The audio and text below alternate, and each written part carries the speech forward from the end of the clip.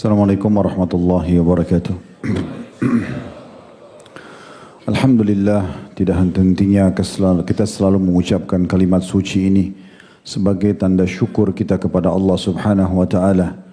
Allah masih terus memberikan dan melimpahkan nikmatnya kepada kita sampai detik ini, dan hari ini kita masih bisa beragama Islam, memiliki iman dalam hati, terus mempelajari agama Allah Subhanahu wa taala, masih tersibukkan dari kebaikan kepada kebaikan yang lain. Serta tentu kita berharap semoga kita juga selalu selamat dari pelanggaran-pelanggaran. Dan Allah Subhanahu wa taala memerintahkan kita agar mensyukuri nikmat-nikmat tersebut dan menggunakan di atas ketaatan kepadanya. Sebagaimana Allah kekalkan dalam surah Ibrahim, la in syakartum la azidannakum wa la in kafartum inna adzabi lasyadid.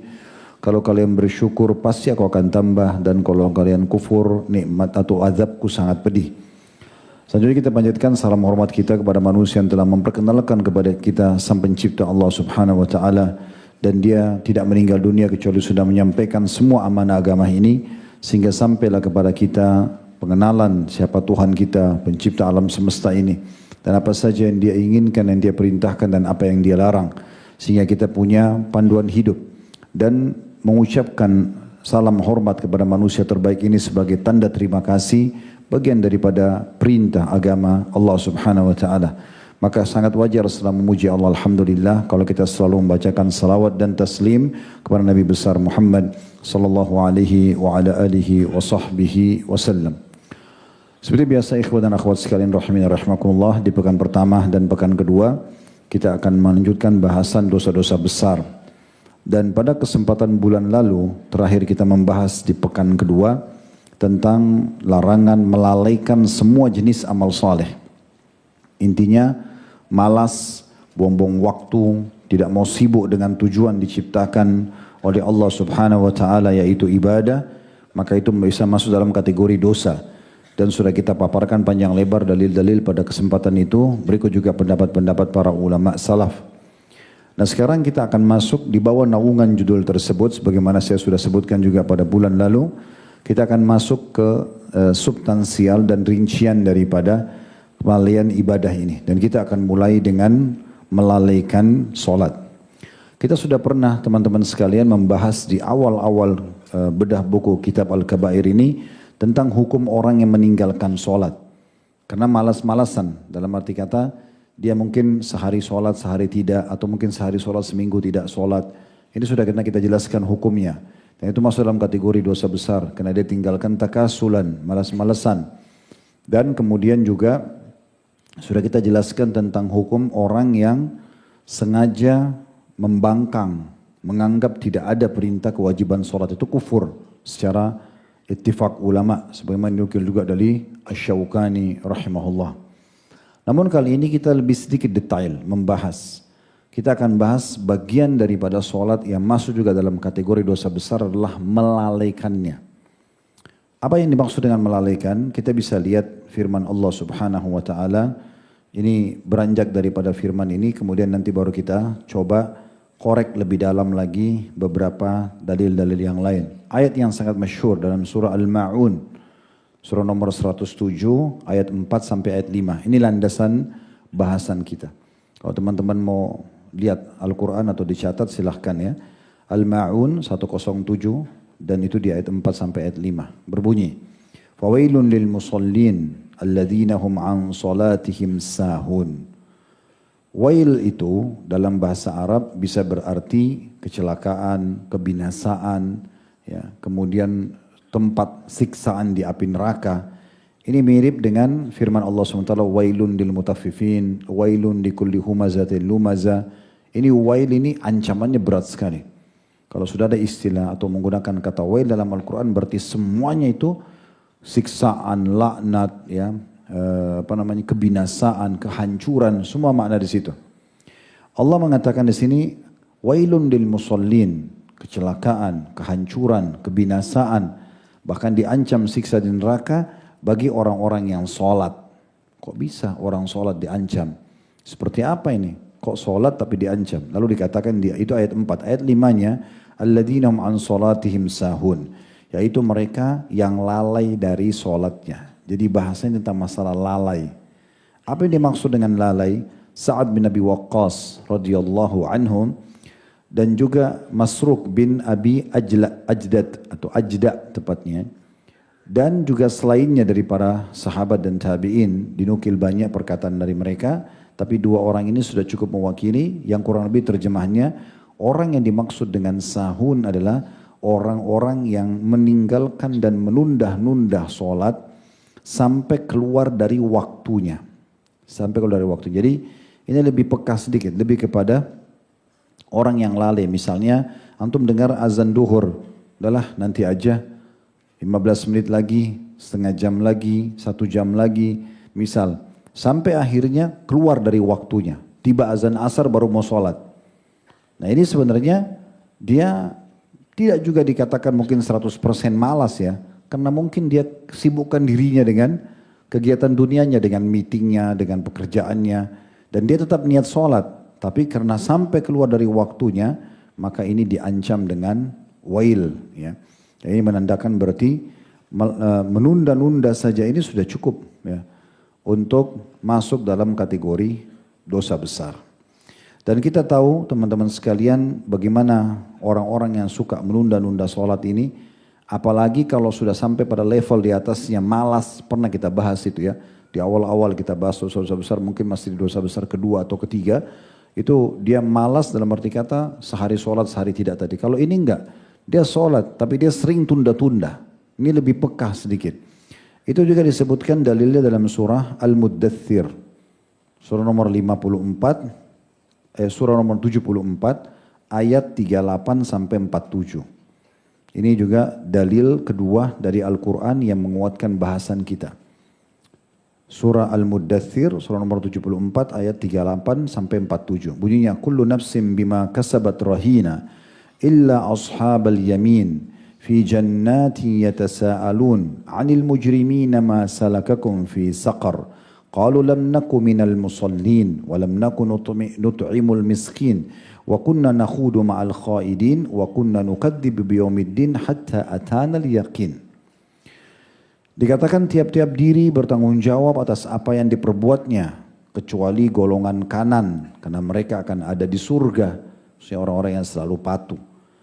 Mereka bertanya satu sama yang lain nanti di surga tentang orang-orang yang banyak melakukan perbuatan dosa.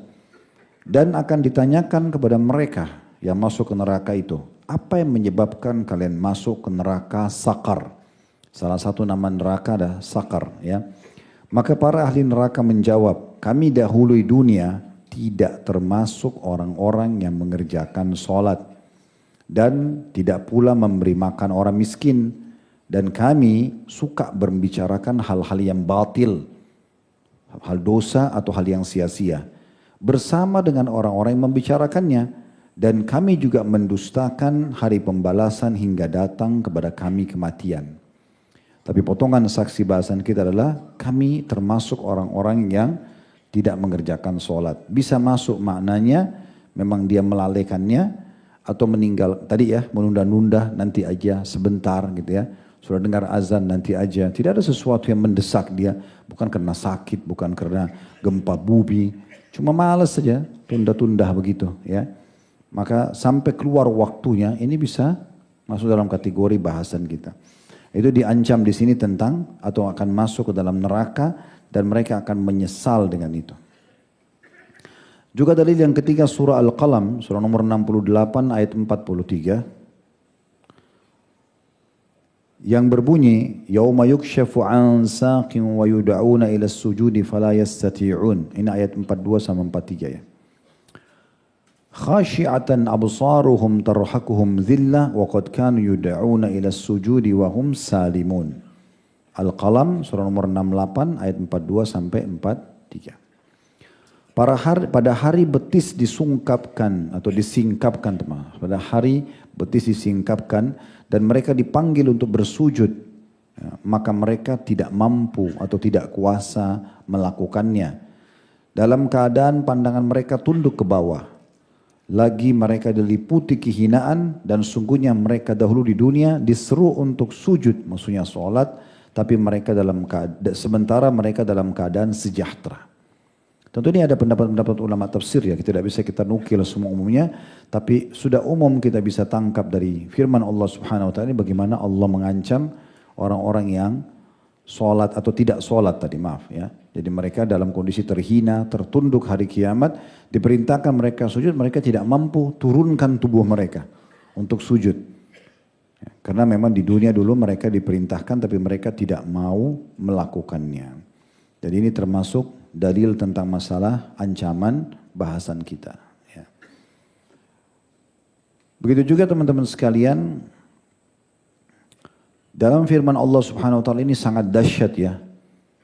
Ini dalam surah Maryam, surah nomor 19 ayat 59. Ayat ini dahsyat sekali, tertafsirnya itu sangat luar biasa. Harusnya satu ayat ini saja kalau dibaca sudah cukup menggugah hati kita agar jangan pernah menunda sholat. Termasuk menunda kalau sudah dengar azan tidak ada tujuannya, tidak ada larangannya. Ya, dia tidak kerjakan pada saat itu juga. Surah Maryam surah nomor 19 ayat 59 ini berbunyi fakhalafa min ba'dihim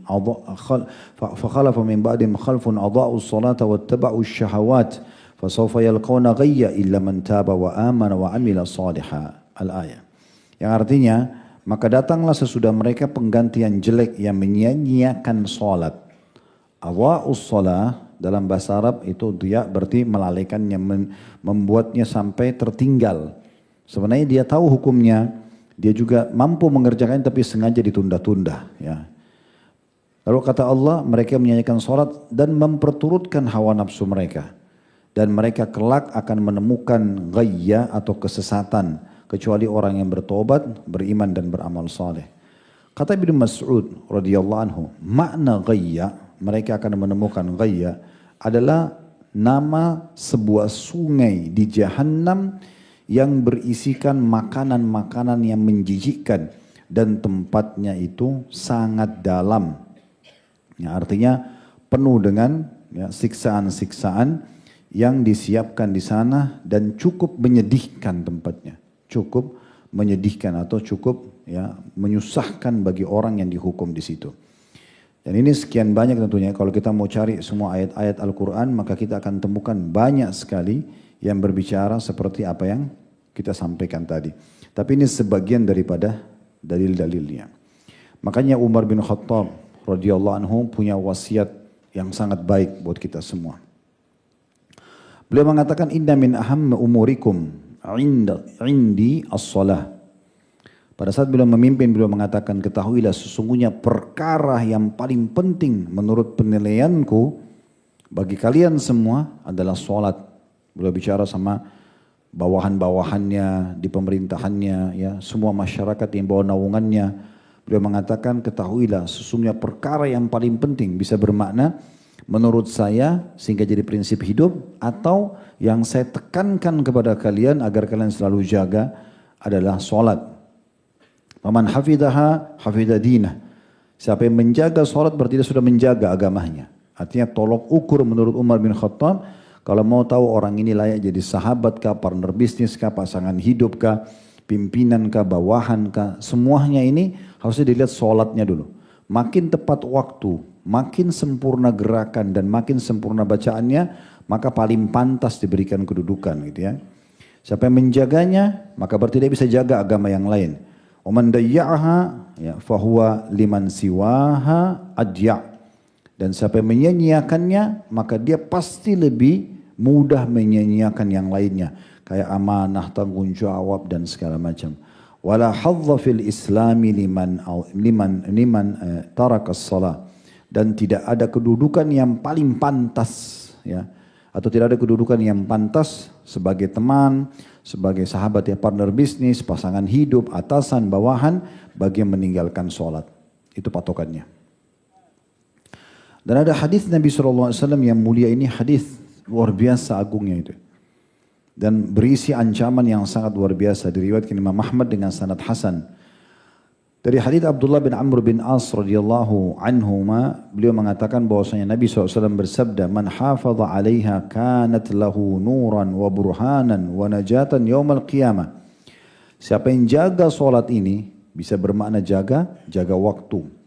Azan langsung solat, kayak tadi on time ya, dan itu dijaga 5 waktu solat. Sibuk dari azan ke azan selanjutnya. Dan kita tahu hadis Nabi SAW tentang 7 golongan yang akan dinaungan ya Allah. Tidak ada naungan kecuali naungannya di mahsyar nanti adalah warajulun mu'allakun qalbu bil masajid. Dan seseorang yang hatinya terpaut, terikat dengan masjid. Kata ulama hadis, maksudnya adalah dari azan ke azan lagi. Dia sudah gelisah. Azan, dia sholat nih. Dia harus selalu di depan. Di saf pertama, dia selalu tidak ketinggalan sholat sunnahnya, sholat wajibnya. Selesai sholat, dia gelisah mau nunggu kapan azan setelahnya. Selalu hatinya terikat dengan itu. Itu dapat naungan Allah di mahsyar nanti. Ya. Kata Nabi SAW, siapa yang menjaga sholat itu, tepat waktunya, tepat gerakannya, tepat bacaannya. Ya. Dia tidak mau lalaikan, maka dia akan mendapatkan cahaya, petunjuk, dan keselamatan pada hari kiamat. Lalu sebaliknya kata beliau, man lam yuhafid 'alaiha lam yakun lahu nurun wala burhan wala najah. Dan siapa yang tidak menjaga salat itu maka tidak akan dapat cahaya, tidak dapat petunjuk, tidak akan pernah selamat di hari kiamat nanti. Plus lagi dikatakan di sini, wa kana yaumal qiyamati ma'a Qarun, dan dia pada hari kiamat akan dibangkitkan bersama Qarun yang Allah binasakan, tenggelamkan dengan hartanya. Biasa Indonesia bilang harta karun, itu kaumnya Nabi Musa alaihissalam, tapi dia mendukung Fir'aun ya. Wa Fir'aun bersama dengan Fir'aun. Wa Haman, Haman ini jenderalnya Fir'aun, ya panglima perangnya. Wa Ubay bin Khalaf. Ubay bin Khalaf ini salah satu pengusaha paling sukses di Mekah. Ya. Dia banyak investasi dananya di sana sini, termasuk yang dia investasikan. Kalau pernah dengar namanya Uqbah bin Abi Mu'aid, ya, ini salah satu sahabatnya Nabi Muhammad SAW. Dan waktu dia undang Nabi SAW makan, kalau Haman, Fir'aun, Qarun ini umat sebelum kita, tapi kalau Ubay bin Khalaf ini umat yang hidup di masa Nabi SAW. Dia pengusaha saling sukses di Mekah, paling banyak hartanya, banyak investasi sana sini. Jadi orang banyak segani dia. Salah satu sahabatnya namanya Uqbah bin Abi Mu'aid. Uqbah bin Abi Mu'aid ini sahabat Nabi juga, tapi belum masuk Islam itu. Dia punya persahabatan dengan Nabi. Waktu Nabi diundang makan oleh Uqbah bin Abi Mu'aid di rumahnya, Nabi berharap Uqbah ini sahabatnya masuk Islam. Maka kata Nabi SAW, hai Uqbah, saya nggak mau makan sampai kamu masuk Islam. Maka Uqbah menghormati Nabi SAW, dia syahadat masuk Islam. Tersebar satu Mekah, Uqbah bin Abi Mu'aid salah satu tokoh Quraisy masuk Islam. Kebetulan dia pemegang investasi ya, yang sangat besar dari Ubay bin Khalaf ini, yang disebutkan dalam hadis ini. Yang tidak jaga sholat, tidak ada cahaya baginya, tidak ada ya, petunjuk, tidak ada keselamatan. Dan akan dibangkitkan bersama dengan Qarun, Fir'aun, Haman, dan Ubay bin Khalaf. Kenapa Ubay bin Khalaf ini? Kenapa bukan Abu Jahal? Kenapa bukan Abu Lahab? Kenapa dia? Karena ini punya pengaruh besar sekali di Mekah, gitu kan? Dia termasuk investor terbesar di Mekah, punya paling banyak harta. Dia datangi Uqbah bin Abi Mu'aid di dekat Mekah, Ka'bah, lalu dia mengatakan begini, hai Uqbah, saya dengar kamu sudah tinggalkan agama nenek moyangmu dan menganut agama Muhammad. Uqbah ketakutan. Dia tahu ini adalah bosnya gitu. Maka Ubay bin Khalaf, dia bilang sama Ubay bin Khalaf, saya terpaksa. Muhammad saya undang ke rumah saya. Dia tidak mau makan masakan saya. Dan di Mekah orang Arab waktu itu menganggap menghormati tamu bagian daripada kemuliaan bagi mereka. Dia tidak mau makan kecuali saya masuk Islam, maka saya masuk agamanya. Apa kata Ubay bin Khalaf? Kalau kau tidak segera tinggalkan agamanya, semua berhenti nih. Investasi habis. Semua saya tarik. Gak ada modal, gak ada persahabatan.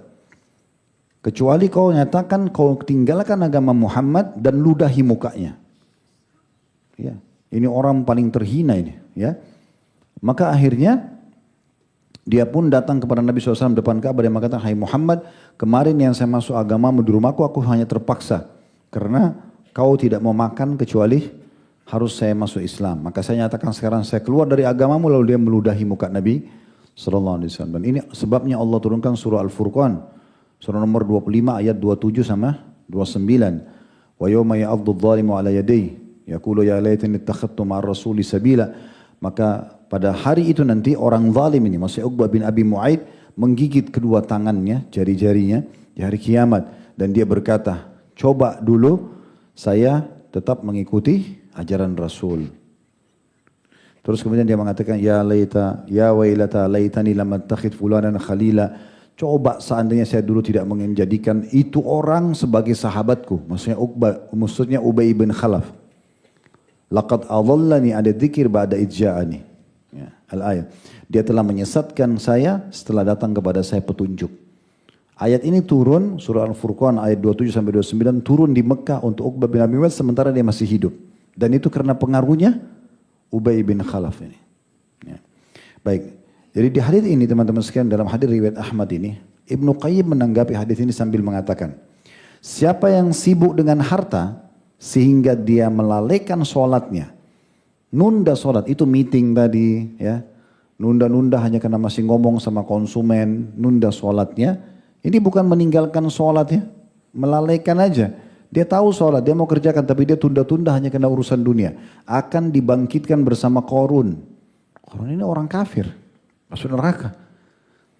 Kata Ibnu Qayyim, dan siapa yang sibuk dengan kerajaannya sehingga melalaikan sholatnya, maka dia akan dibangkitkan dikumpulkan bersama Fir'aun. Dan siapa yang sibuk dengan kekuasaannya, kepemimpinannya, panglima perang, maka dia akan dikumpulkan bersama Haman. Dan barang siapa yang sibuk dengan perniagaannya sehingga lalaikan sholat, maka dia akan dibangkitkan bersama dengan Ubay bin Khalaf. Ini luar biasa hadis-hadisnya ya, yang menyebutkan tentang masalah ini.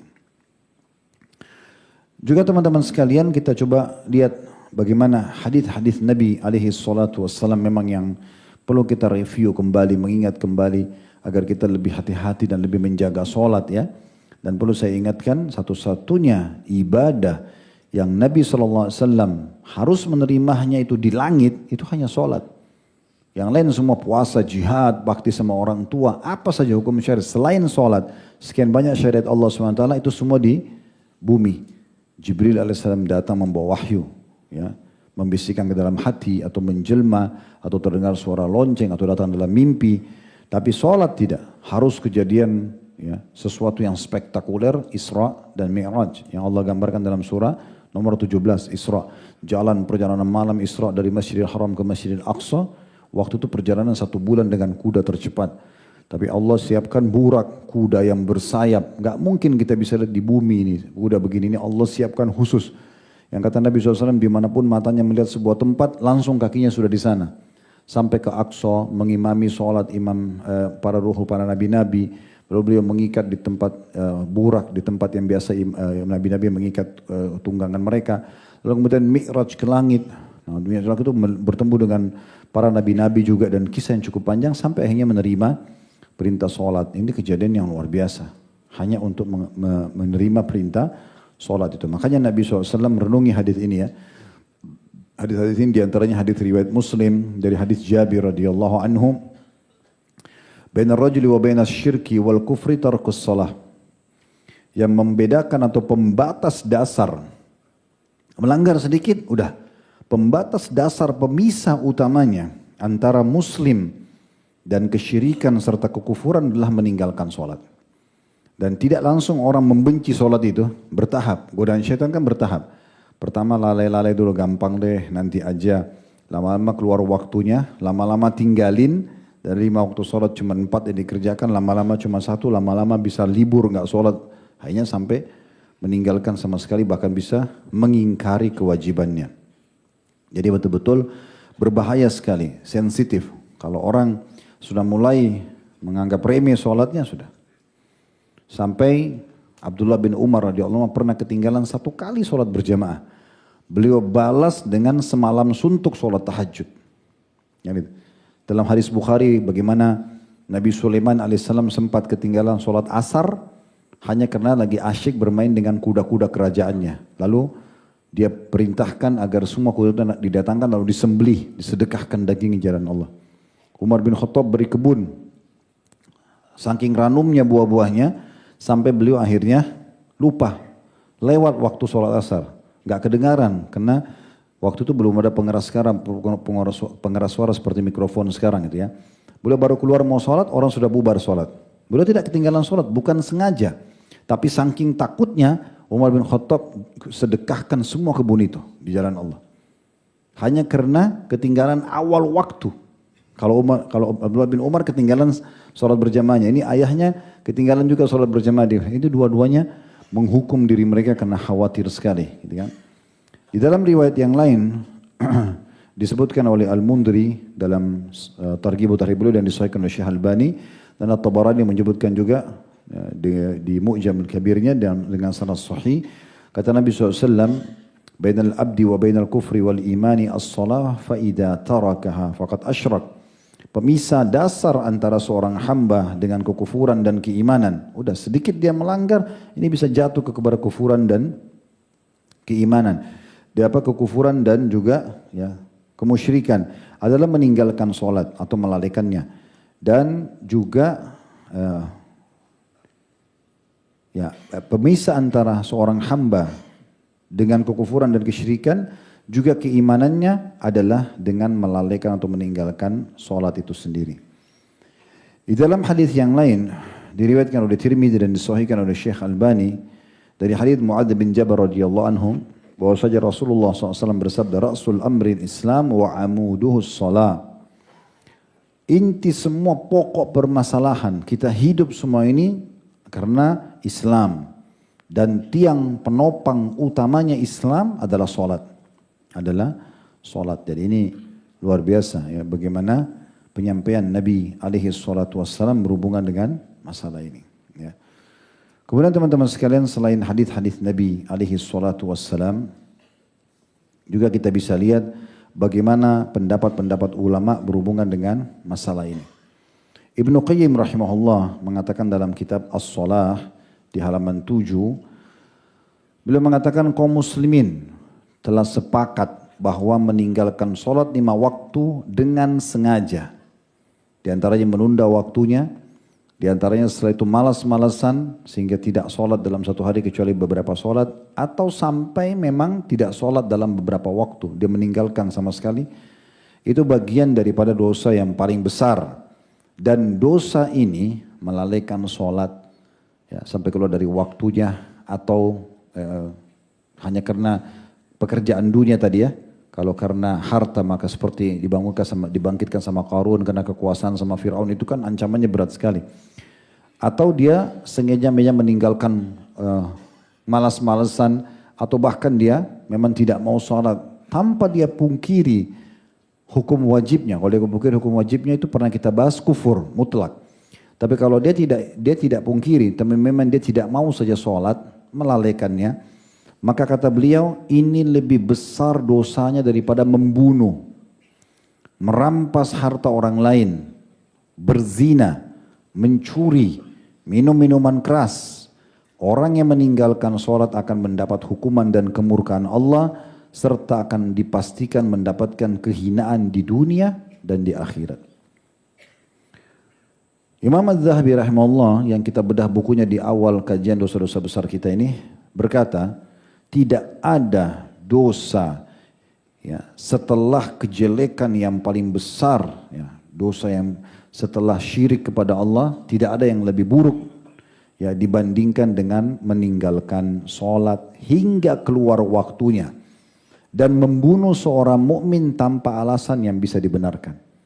Jadi di sini bukan masalah meninggalkan sholat itu karena dia membangkang, itu sudah kufur.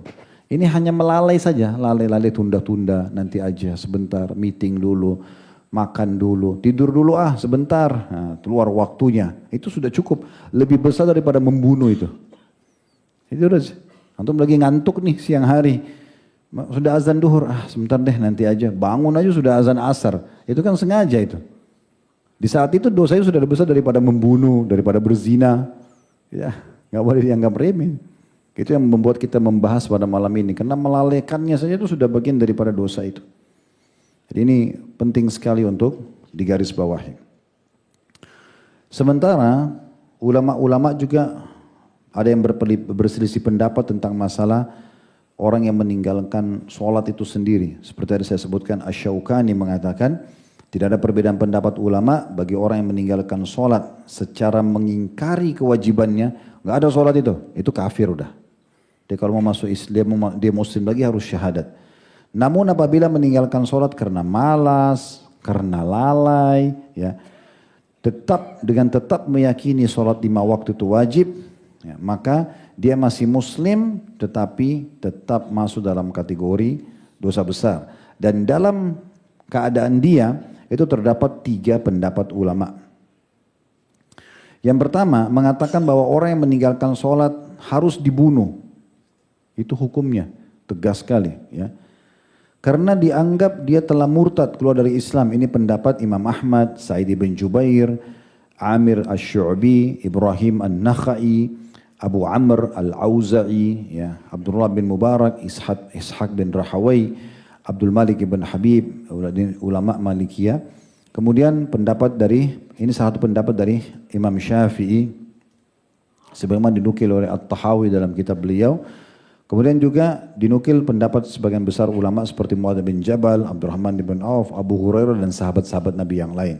Jadi pendapat ini kalau ada orang sengaja tinggalkan sholat walaupun dia tidak memungkiri kewajibannya, itu hukumnya dibunuh, dihukum mati. Itu tegas sekali, ya. Yang kedua mengatakan bahwasanya orang meninggalkan sholat dibunuh dengan hukuman had, dipenggal lehernya. Namun tidak dihukumi kafir, karena dia tidak pungkiri kewajibannya. Cuma malas-malas saja nggak mau sholat. Nah, ini banyaknya orang di negara kita nih malas sholat gitu, ya. Saya tidak bilang bunuh, ya. Ini hukumnya. Jangan lagi dipelintir ceramah ini. Saya sedang baca pendapat-pendapat ulama. Tapi ini Anda bisa dapat dalam buku-buku tentang atau artikel tentang masalah hukum orang meninggalkan sholat. Kita bicara masalah lalai ini, ya. Bukan pungkiri kewajibannya nih. Nggak mau malas sholat. Nah, itu hukumnya. Dalam pendapat Imam Malik, Imam Syafi'i dan salah satu pendapat Imam Ahmad itu dihad, hukum penggal. Pendapat ketiga mengatakan orang yang meninggalkan sholat karena malas-malasan adalah fasik, maksudnya telah berbuat dosa besar dan dia harus dipenjara sampai dia mau menunaikan sholat. Ini pendapat mazhab Hanafiyah. Ini semua Anda bisa lihat dalam dinukil dari buku Al-Mawsu' Al-Fiqhiyah Al-Kuwaitiyah jilid 22 halaman 186 sama 187. Ini pendapat-pendapat ulama berhubungan dengan masalah itu. Karena ini semua keluar dikarenakan tegasnya ayat-ayat Al-Quran yang tadi kita baca dan juga hadis-hadis Nabi alaihi salatu wassalam. Ini luar biasa. Dan juga ijma' para sahabat cukup banyak dinukil. Seperti perkataan Umar bin Khattab, la islama liman tarakas shalah, tidak akan dianggap seseorang itu muslim, tidak layak dipanggil sebagai seorang muslim bagi yang meninggalkan sholat.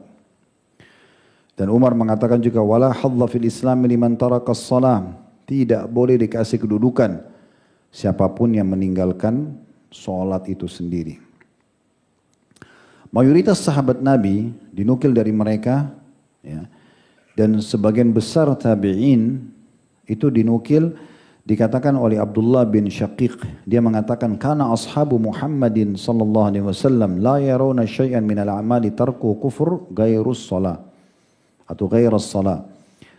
Dahulu para sahabat Muhammad sallallahu alaihi wasallam tidak pernah menganggap suatu amalan yang apabila ditinggalkan secara sengaja menyebabkan sampai dosa kekufuran seperti salat atau perkataan atau seperti menyebabkan kekafiran, ya, seperti salat itu sendiri. Ini juga dinukil oleh Tirmidzi dari Abdullah bin Syaqiq, ya, seorang tabi'in, dan Al-Hakim juga mengatakan hadis ini bersambung langsung diriwayatkan oleh Abu Hurairah radhiyallahu anhu, ya.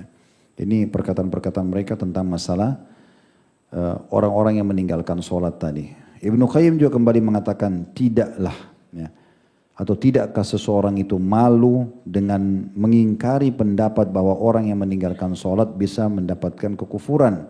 Padahal hal itu telah dipersaksikan oleh Alkitab, Al-Quran, dan juga As-Sunnah dan kesepakatan sahabat.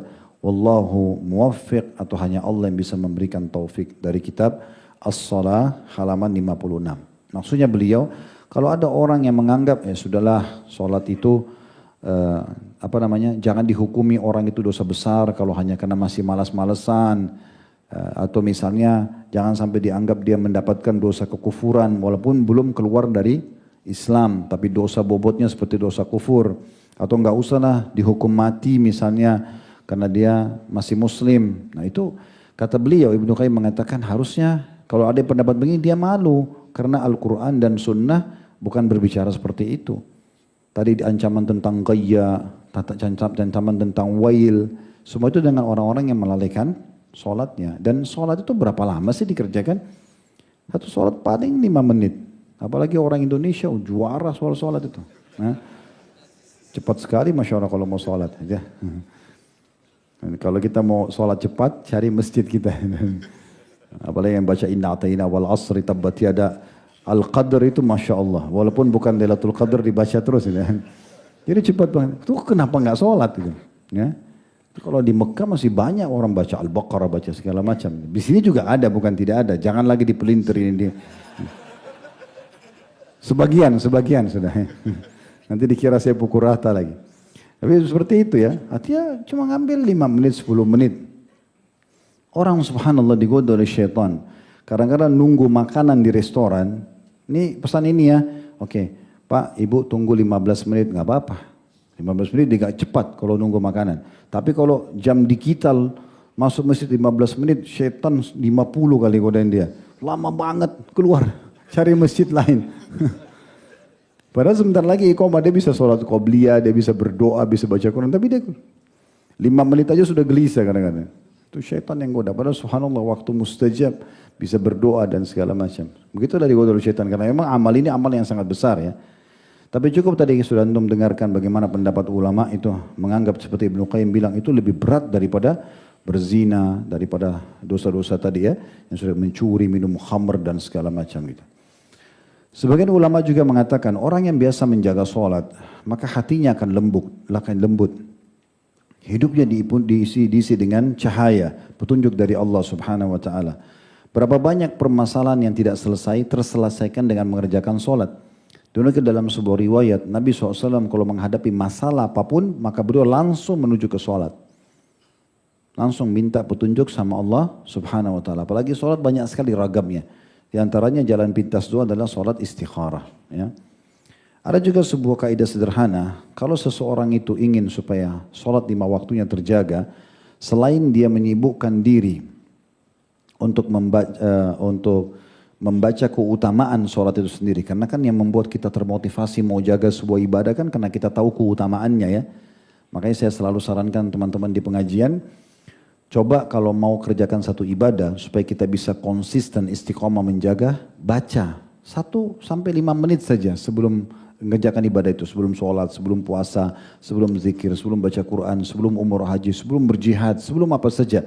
Ketik saya di Google keutamaan ibadah yang sedang kita inginkan. Baca 1-5 menit artikelnya.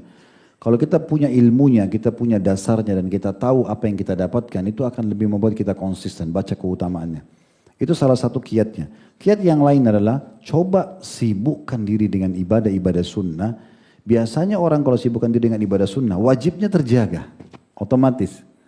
Kalau kita mulai mengejar tentang sholat, keutamaan sholat qabliyah, sholat ba'diyah, sholat duha, sholat malam, sholat tahiyat masjid, itu secara otomatis sholat wajibnya terjaga. Mau nggak mau?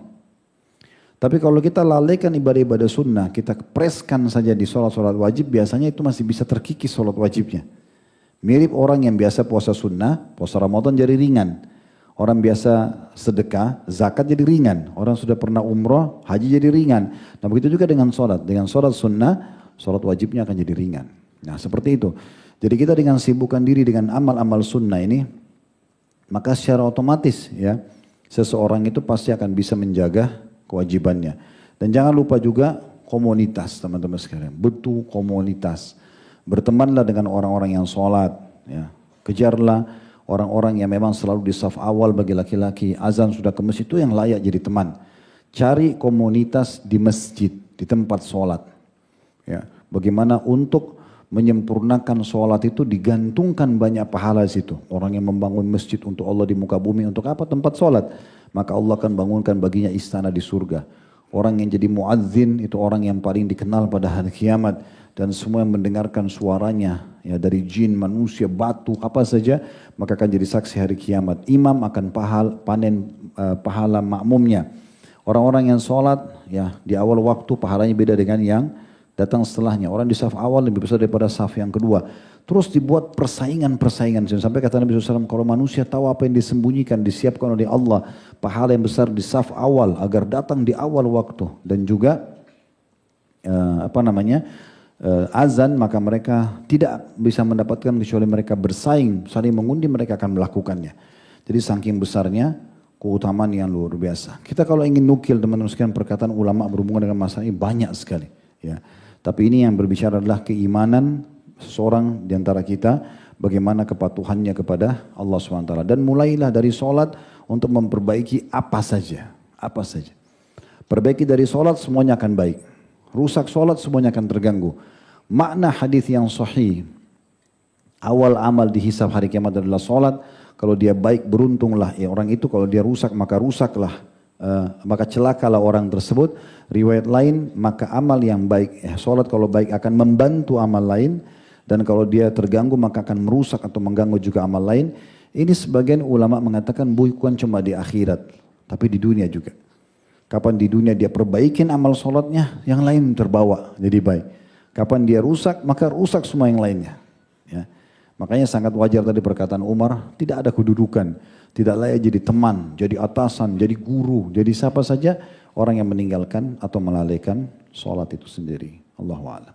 Subhanakallahumma bihamdika asyhadu an la ilaha illa anta astaghfiruka wa atubu ilaik. Wassalamualaikum warahmatullahi